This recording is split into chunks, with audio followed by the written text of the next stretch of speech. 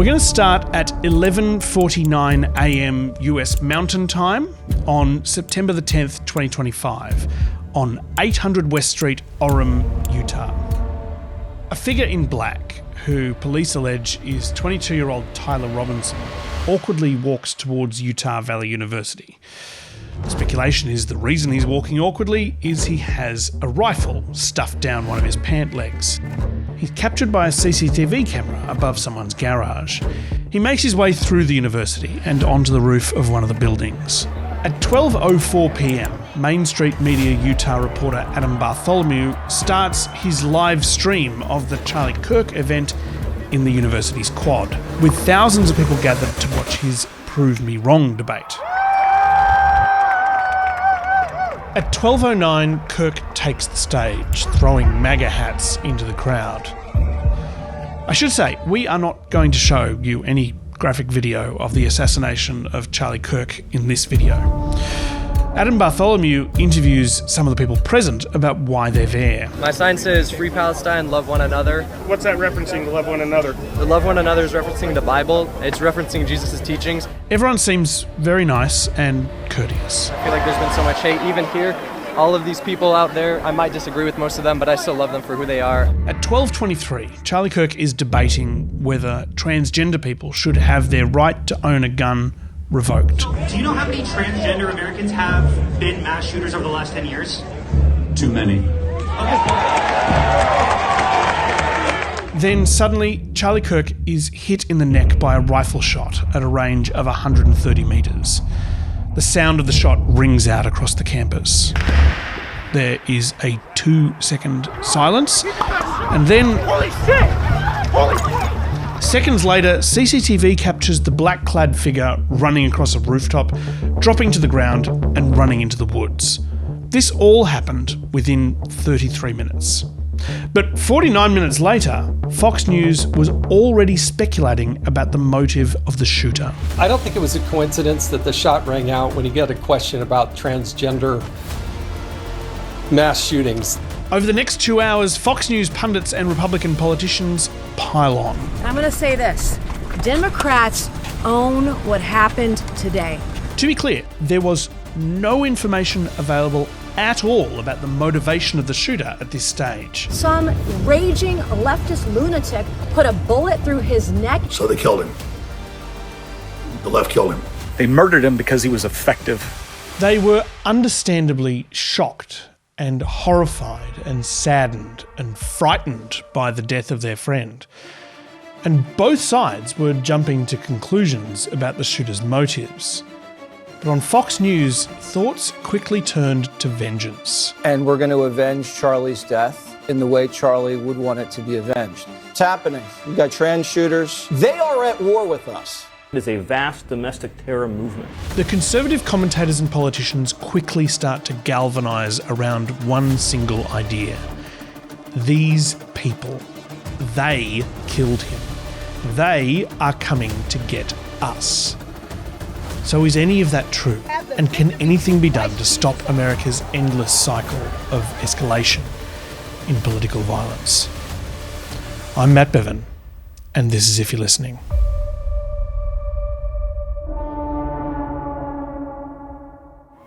I want to start in 1968 on a freezing cold night in Indiana. Do they know about Martin Luther King?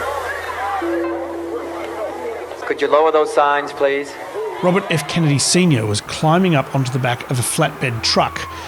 To protect him from the wind, he was wearing a coat that had once belonged to his big brother, President John F. Kennedy. I have some very sad news for all of you. In front of him was a crowd of mostly black voters, eager to hear what the young presidential candidate had to say. But Bobby Kennedy knew something the crowd did not. Hours earlier, Martin Luther King was shot and was killed tonight in Memphis. Bobby Kennedy was an ally of Martin Luther King Jr. in the campaign for civil rights. His campaign staff and the local mayor in Indianapolis encouraged Kennedy to cancel this event. Political violence was endemic across America at the time, and they feared that the wrong words could lead to a riot. But Kennedy refused, and on the back of that flatbed truck, delivered a speech that he'd scrawled down on his way to the event. Martin Luther King dedicated his life to love and to justice between fellow human beings. He died in the cause of that effort. He acknowledged that he understood that this news could lead to more violence. For those of you who are black, considering the evidence evidently is that there were white people who were responsible, you can be filled with bitterness and with hatred and a desire for revenge. We can move in that direction as a country, in greater polarization, black people amongst blacks and white amongst whites, filled with hatred toward one another. Kennedy expressed a level of empathy that few politicians can manage. For those of you who are black and are tempted to be filled with hatred and mistrust of the injustice of such an act against all white people, I would only say that I can also feel in my own heart the same kind of feeling. I had a member of my family killed, but he was killed by a white man. But we have to make an effort in the United States. We have to make an effort to understand, to get beyond or go beyond these rather difficult times. He quoted the ancient Greek poet Aeschylus. He once wrote, "Even in our sleep, pain which cannot forget falls drop by drop upon the heart, until in our own despair, against our will, comes wisdom through the awful grace of God." There was no violence in Indianapolis that night. Say a prayer for family Martin Luther King. Yeah, it's true. But more importantly, to say a prayer for our own country, which all of us love. Keep all that in mind when we jump forward to the evening of the 13th of July, 2024. Hello, Butler, and hello to Pennsylvania. I'm thrilled to be back. Okay, everybody, I did not anticipate to be streaming or going live right now, but oh my goodness, we have never lived through a moment like this. Charlie Kirk was going live on the internet just after the assassination attempt on Donald Trump in Butler, Pennsylvania.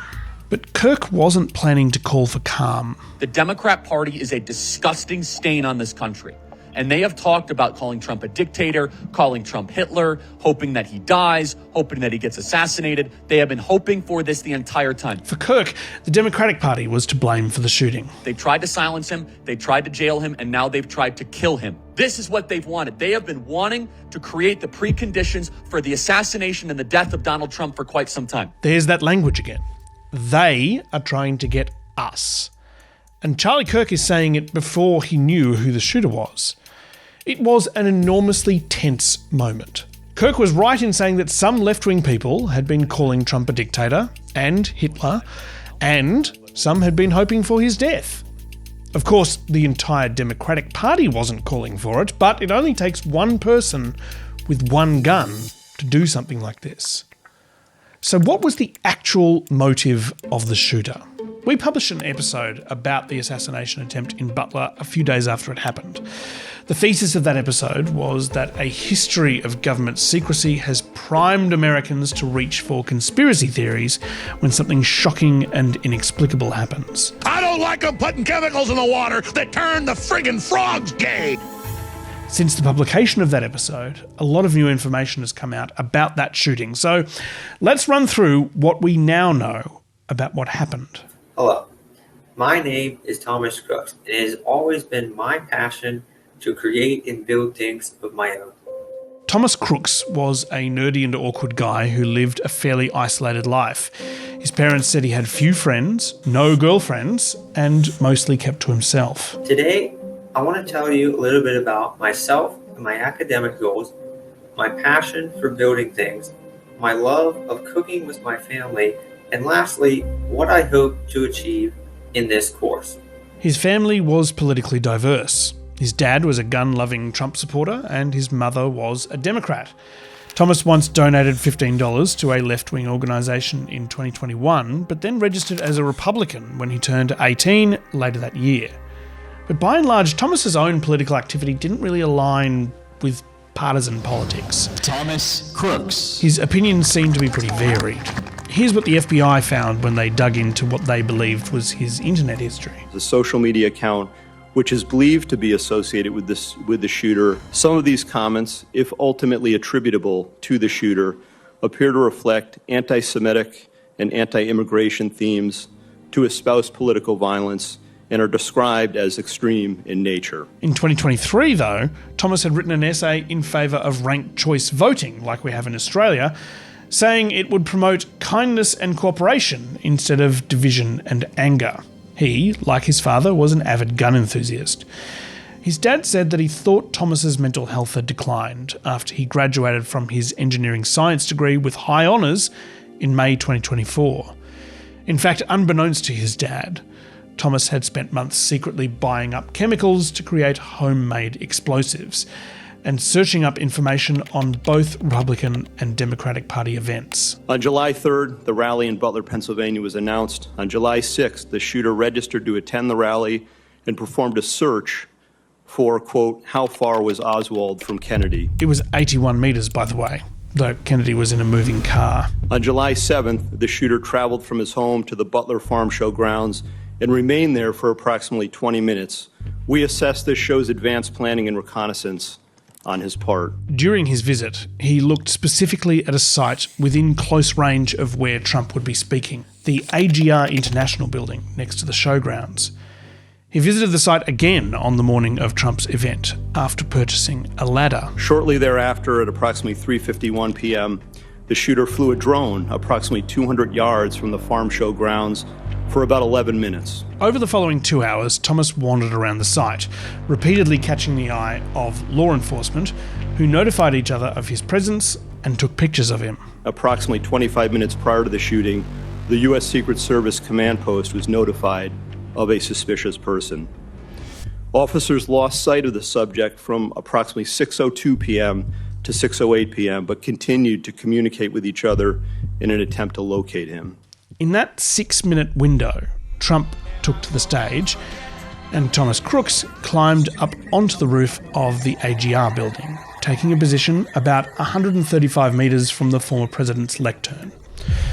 The Secret Service team was stationed inside the building that he was on top of, and so they were unable to see him. And at approximately 6:08 p.m., the subject was observed on the roof by local law enforcement. At 6:09, a local police officer turns on his body camera and begins trying to see onto the roof. Yeah, someone's on top of the roof. Look. There he is right there.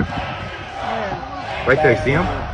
He's laying down, you see him? Yeah, he's laying down. At approximately 6:11 p.m., a local police officer was lifted to the roof by another officer, saw the shooter, and radioed that he was armed with, quote, a long gun. In fact, Thomas saw that officer climbing onto the roof and turned around to point his gun at him. The officer dropped to the ground, injuring his ankle. He hobbled around the side of the building to try and get a clear look at Thomas. Within approximately the next 30 seconds, the shots were fired. He's going down! If you want to really see something that's said, take a look what happened.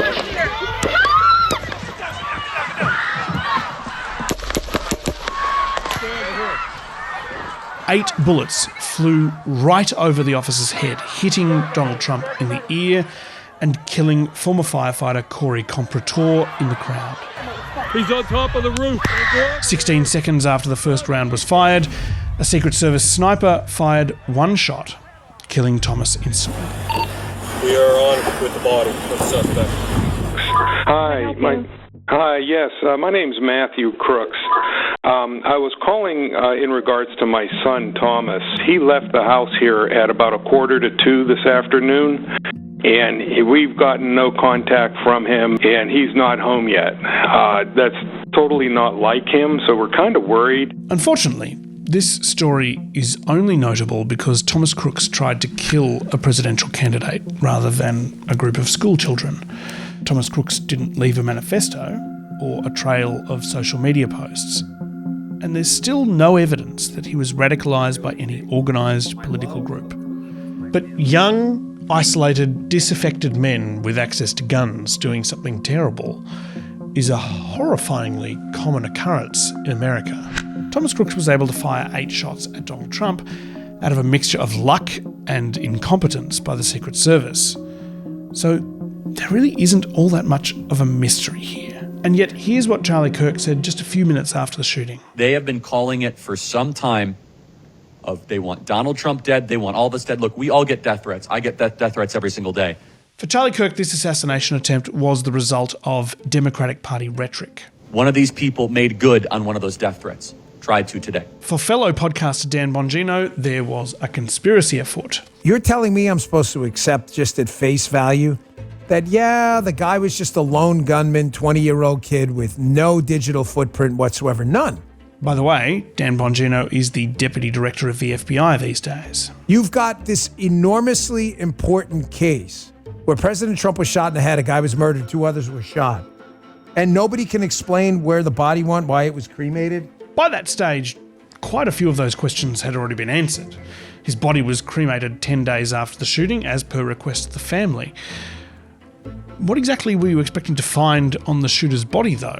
A Die Republicans Die tattoo on his chest, like Sideshow Bob? That's German for the Bart. The. Meanwhile, Bongino's now boss, Kash Patel, told Charlie Kirk that you can't trust anything the FBI tells you anyway. Can we trust the FBI to investigate President Trump getting shot? No, absolutely not. Why? Well, conservative commentator Julie Kelly thinks they were involved. There is no doubt in my mind that Thomas Crooks was in communications with probably an FBI informant, undercover agent, or an asset from another department, including DHS.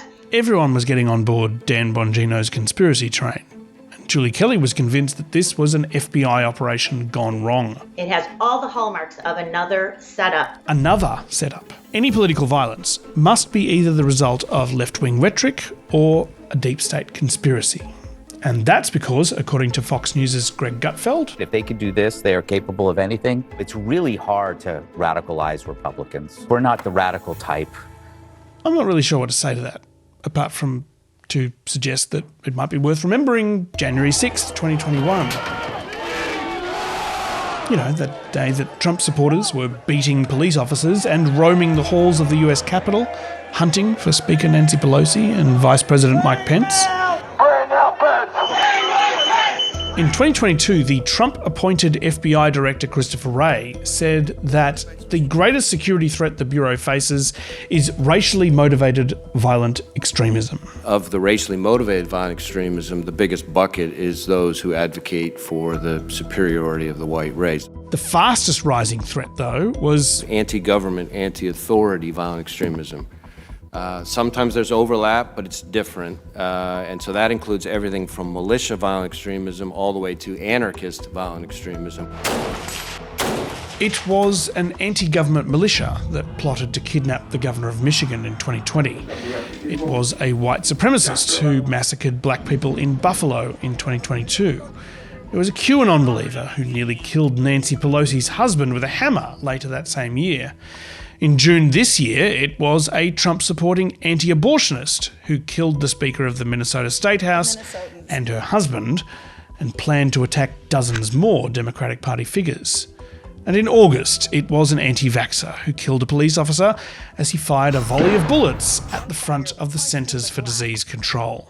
And yet, according to President Trump, from the attack on my life in Butler, Pennsylvania last year, which killed a husband and father, to the attacks on ICE agents, to the vicious murder of a healthcare executive in the streets of New York, to the shooting of House Majority Leader Steve Scalise and 3 others, radical left political violence has hurt too many innocent people and taken too many lives. Trump blamed inflammatory rhetoric for the attacks against conservatives. Violence and murder are the tragic consequence of demonizing those with whom you disagree day after day, year after year, in the most hateful and despicable way possible. There is no doubt that there is violence by left-wing people against right-wing people. But it clearly goes both ways. And it seems to be ramping up. What we're seeing is a disastrous clash between America's First and Second Amendments. People have the right to say mean things about whoever they want, which doesn't bode well when people are also free to own as many guns as they like. The left says the problem is the guns. The right says the problem is the violent speech.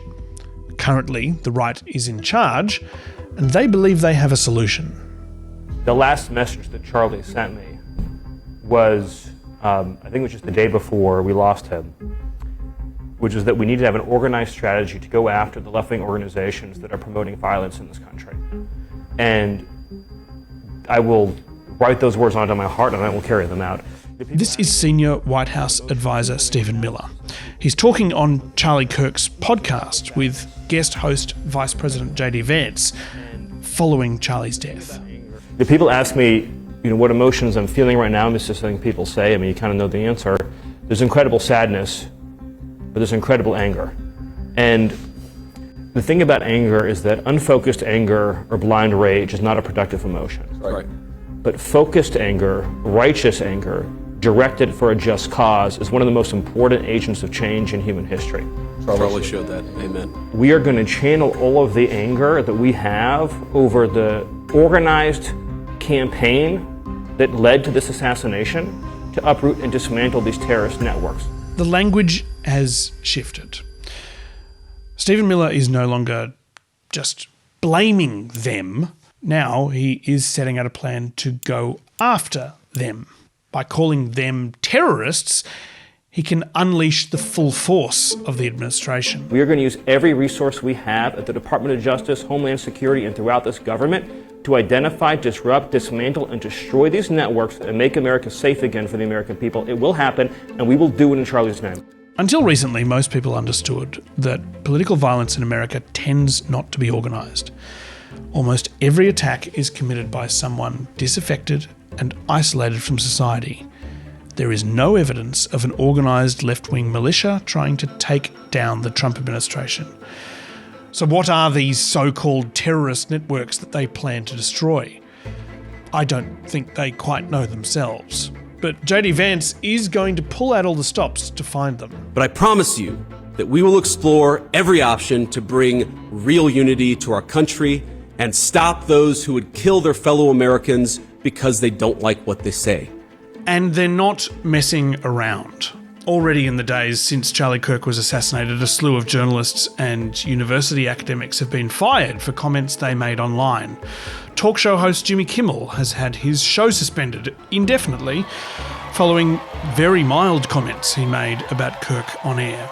And it feels like it's just the beginning. Well, I read someplace that the networks were 97% against me. I get 97% negative. They give me only bad publicity or press. I mean, they're getting a license. I would think maybe their license should be taken away. I want to end this episode in the same place we started, on the back of a flatbed truck in 1968 with Bobby Kennedy. What we need in the United States is not division. What we need in the United States is not hatred. What we need in the United States is not violence and lawlessness, but is love and wisdom and compassion toward one another. Let us dedicate ourselves to that and say a prayer for our country and for our people. We are sadly still waiting for that prayer to come true.